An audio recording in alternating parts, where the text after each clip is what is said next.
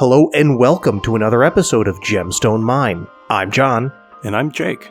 As we start to return to play with others outside of the playgroups we've been cultivating over the past year plus with the pandemic, we may meet players who are looking for advice on how to tune up a deck or two. It's not an easy feat, as there is no format quite like Commander, where deck building and individual expression are so central to the guiding philosophy of the format as a whole. There are ways that you can approach it that can be helpful and supportive, and can make your overall play experience a lot better. So the first thing to consider when offering feedback on someone's deck is, do they even want the feedback? It can be a really difficult thing if a person just had a game that went poorly and they may be in a bad mood, they may be tilted. That is not the right time to say, here are ways you could make your deck better. Ask them how they think things went. Consider asking, are there things they like or dislike about the deck? They may then be prompted to ask you for advice. Offering unsolicited advice can be seen as insulting to other people. So you want to make sure that you are doing the right thing by your other players in your playgroup and offering advice when it is wanted.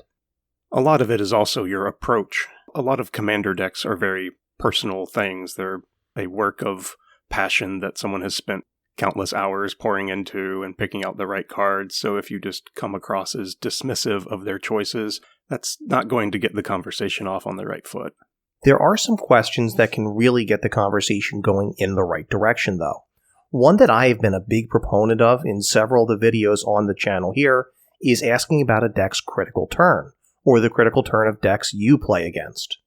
This can be difficult, though, because for a lot of people, the idea of a critical turn is kind of a foreign concept. So I'll often ask things like, what turn do the people you play with really start to be popping off? Or when are other decks at the table starting to apply pressure or go for it? If there was a particular deck at the last game, which seemed to be the one that was driving the tempo of the game, I might ask, well, when are you really worried about that Krenko player who was in the last pod? Remember, it's not always the turn that your deck is going to win by, but it can also be the turn that your deck is starting to address other people's threats and be able to address those other players who are trying to go for the win, or at least pressure towards the win at that time. This can be a difficult metric to judge on your deck without seeing it in play. So a lot of the times you'll have to get a sense of this after sitting down and playing a couple games with the deck into different pods. The next thing you want to consider asking is, what kind of goal or game plan does the player's deck have? How does an ideal turn go for that player when they're playing the deck? How does that deck want to close out the game? Even these can be kind of difficult questions to ask a player, particularly if they're less experienced with that deck or less experienced with Commander in general. So one excellent piece of advice I picked up, and I'm sorry I heard this from somebody on Twitter, but I do not have their username saved at the moment, was, what would your ideal hand or battlefield look like when you're going for it, or when your deck is really doing what it wants to do? Literally tell them to pick their cards out of their deck and show you what it would look like. A lot of the time, the term magical Christmas land is used kind of dismissively in talking about Magic decks, but this would be a good way to bring it up and just ask the other player, hey, what would the perfect situation for your deck to showcase how it works be? This gives you an idea of what you can try to help them build towards. If they're identifying what they really want to do is get a particular pet card onto the battlefield, then you may want to make suggestions which help to facilitate that. Additional tutors for that particular type of card, additional card draw to hit that more frequently, and potentially ways to get that pet card back from the graveyard if it happens to be destroyed. Another thing you can ask is, what issues are you running into when you're playing against other decks? Are there any particular strategies or cards that you're seeing that are causing you problems and preventing you from doing your thing? Does your deck have any specific weaknesses that you want to try to address? Things like color fixing, or not having answers to the threats your opponents have, or not being able to apply pressure once you think you have a good board state, things like that. One good way to approach this is to say, were there any times in the last game or the last few games where you felt like there was something missing from what you wanted to be able to do? Did you feel like there was a creature that you weren't able to have a good answer for, or was providing a lot of pressure on you that prevented you from executing on your game plan? Did you find you were having trouble getting to your third black mana in your 2-color deck? Did you find that there was an enchantment that slowed you down that you simply couldn't find a way to get to? Or did you simply reach a point where your hand was empty and couldn't find a way to get it filled back up again? These can all be ways to try to guide the conversation with another player. Additionally, when tweaking a deck, there are considerations of power levels. Are you trying to make the deck more optimized, or are you trying to possibly make it more casual to fit in with a playgroup? This is a conversation that Jake and I have had a few times now as we're trying to figure out how do we have decks not just for our CDH games, but also for games with the more casual members of our playgroup. A lot of the more casual decks would have a lot of trouble keeping up with an opening of Turn 1 Mountain, Mox Diamond, Mana Crypt out of Neheb, for example. Currently, I'm in essentially 2 different online playgroups. I have one that is competitive focus and then one that's more casual, where I think at least half of the players have only started playing Magic this year. So it's 2 very different environments, and I've been trying to tweak my decks to fit into those 2 different environments, which has been a learning experience for me. A much more common question tends to be, well, how do I make my deck stronger so that I can keep up with the other decks in the pod? That's something we're going to discuss in a little bit more detail in a few moments. But there are other questions that we really do want to make sure that we ask before we start making suggestions. For instance, a lot of players will have pet cards in their deck, just cards that they think are particularly interesting for some reason, and they just really want to keep these in there. So it is beneficial to identify if there's any of these firm no-change cards in the list. That way you don't waste time suggesting that these cards get cut. You should also ask if there's any particular cards that the player really does not want to include. Super staples, or cards that are commonly seen on the EDH Rec saltiest card list, these tend to be ones that people will often attempt to avoid out of principle, out of enjoyment, or simply because of the expense of the card. Ask in advance what are cards that are no-goes for this particular deck. Speaking of expensive cards, budget is another thing to keep in mind. Talk with the player and find out if they have a particular budget in mind. Also, this is a fantastic time to bring up the concept of proxying cards if your environment is friendly to that. Once you have a firm grasp on what the player is looking for with their particular deck, this is when you can start making suggestions. But before you can really start to make suggestions of what cards to add, you have to do the more difficult task. You have to suggest cuts. I've noticed, especially online, when people post their deck lists and ask for advice, they will be inundated with, hey, you should add this card, you should add this card. And nobody really does the hard work of suggesting the cuts from the deck. For example, cards which have a very high mana value and aren't part of that ideal board state that the player laid out for you when you asked them what their ideal turn would look like, those are potentially good cards to be removed from the deck, as they offer a lower impact to what that player considers to be really interesting and really the goal of the deck, while also being cards that are often dead in their hands and less likely to see play. Especially for digital deck lists, things posted on Moxfield or Arcadeck, I like to initially sort by mana value and start focusing the scalpel, if you will, on the higher mana value cards. That way you can increase the deck's consistency, increase its speed a little bit, and help the players not have cards that just, like John said, sit dead in their hand over the course of a game. This is also the time to look at non-pet cards that the player is including, which may have a more efficient or synergistic version that exists somewhere in another printing. For instance, Bar the Gate is a counterspell for creatures and planeswalkers for 2 generic and a blue. It's from the most recent Adventures in the Forgotten Realms set. While the single blue pip may be attractive for multicolor decks, a lot of times there are cheaper counterspells that are also more unconditional that could be a better fit for the deck.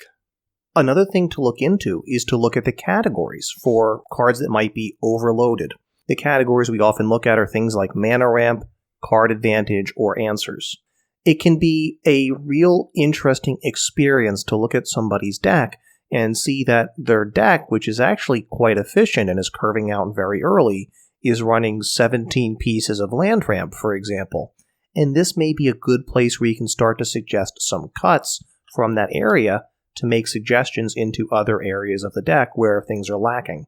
Having just come off of the pre-release, a lot of players will have new cards that they've opened straight from the packs that look particularly appealing or shiny, especially if they've performed well in that limited environment, so they want to add those into the deck. Sometimes these are pet cards that you don't want to suggest cutting, but other times they may have just been convenient cards sitting around as the decks were being made, so these could be potential upgrade spots. Remember when you were first starting out with Commander, and you simply went to your shoebox full of cards and looked for what cards you could cobble together into a deck to play this great new format with your friends? I remember specifically going through my box of cards and pulling out every single card that said the word rat on it so I could build my first Marrow Gnawer deck. For me, I remember it was specifically the Legends. This was a while ago before there were quite as many options for legendary creatures, so it was literally just what I had sitting around. So I put all my green cards into a Kesa deck, because that was one of the only legendary creatures I had. Another thing to ask the player is, are there any cards you notice sitting in your hand over the course of a game? For instance, something that they're just holding on to for the right moment, but the right moment doesn't always come up. Or something that's just prohibitively expensive to cast. A lot of these cards can sound really great in certain circumstances, but if those circumstances don't come up, then they're basically a dead card. Once we've identified these cards, which are potential cuts, now is the time where we can start suggesting new cards for the deck. We already mentioned that sometimes you will find a player who is running cards which are not really particularly efficient, or there is a more synergistic version of the card which has been printed in another set for their particular commander. We mentioned before Bar the Gate as a new counterspell from Adventures in the Forgotten Realms. Again, that 2 and a blue, a single blue pip, may be fairly attractive, but there are other options that may exist that you can replace that with. For example, someone has an Arcane Denial laying around from an old Commander Precon. Well, that is only 1 and a blue, it'll counter anything. May make your opponents draw some cards too, but that might be what their group hug deck really wants over a Bar the Gate. Other cards to consider are ones that synergize directly with the commander. A deck with Sithis Harvest Hand could probably make better use out of a Wild Growth than it could over a Kodama's Reach. This is also doubly nice because for players that want to stray away from the quote-unquote staples list, this will allow you to get some more niche, weird-looking cards in there that actually synergize with the commander. Modal cards are another great way to make players feel like they're participating in a game more. For example, Shatter has been printed to death all the way back to Alpha. 1 in a red, destroy target artifact. This cost for this effect has long been quite outstripped, and now there are modal cards which offer destroy an artifact, often with additional upside. One such card would be You Find Some Prisoners. It is 1 generic and a red, an instant from Adventures in the Forgotten Realms. Choose 1. Break their chains, destroy target artifact. Or interrogate them. Exile the top 3 cards of target opponent's library. Choose one of them. Until the end of your next turn, you may play that card, and you may spend mana as though it were mana of any color to cast it. So this is going to give you all the power of a shatter effect, plus the flexibility of having it do something else if there is no artifact in play that you particularly want to destroy. The more times that a player can feel like they have options to take game actions at the table, the more likely they are to walk away from that game feeling like they mattered, and their game plan and their play had an impact over the course of the game as a whole. Another option for these modal cards would be cards with cycling. This is essentially giving all of your cards a modal effect of either playing the main spell or cycling it to draw a card. It's a good way of including sideboard-ish cards in your main deck that don't wind up being dead in your hand if they don't have a direct application. You can always just pitch them and draw a new card. Finally, you may suggest some aspirational cards that players may want to save up towards or proxy, whichever meets their preferences more. For example, it's very common for new players to make use of what lands they find in draft packs or in a box that they bought, and just use those to build their mana bases.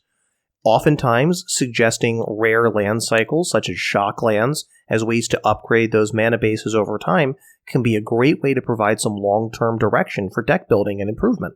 A solid mana base isn't exactly a flashy or super appealing thing, especially for a new player, but it's something that can go into nearly every deck you build from that point on. I think it's very much the eat your vegetables of deck building. It will help you very much in the future. It is good for you, even though it's not quite as cool as a big dragon. This could even include cards as simple as Path to Exile or Swords to Plowshares, cards which you or I might find to be really common and ubiquitous. But to a new player, spending a few dollars on getting a printing of Swords to Plowshares could actually be something that is truly aspirational for them. Making these suggestions for cards which are going to get them the most bang for their buck across whatever deck they wind up building in the future, these are the suggestions that really help somebody feel like they're continuing to be invested in the format and make them feel like they are a part of the format where they're not simply getting rid of a deck once it's done. They can strip it for parts, as we often say, to lead into building their next big project. So whenever someone asks you for feedback on their deck, just keep in mind that Commander decks are very personal. Don't just trash their deck. Offer constructive feedback, and it's ideal if it still feels like their deck at the end, because then they're going to be more engaged with the game. Consider some of the questions that we suggested, particularly the idea of what does the perfect turn look like for you? What is your perfect hand and your perfect board state? Knowing what the person is trying to build towards, they may be able to give you an answer to that better than they ever could explain their deck's game plan or critical turn. As much as I enjoy exploring those concepts, it is not something that's commonly understood and can be difficult to ask players for. We also want to throw it out there to you. How do you give feedback to players who are looking for advice with their decks? How have you asked for advice in the past? Leave us a comment on YouTube, where we are Gemstone Mine Podcast. You can add us on Twitter, where we are at Gemstone Mine MTG. And I am at Necropotency. You can also reach Alex on Twitter at GemstoneAlex. And you can send us an email at gemstoneminepodcast@gmail.com. Until next time, I'm John. And I'm Jake.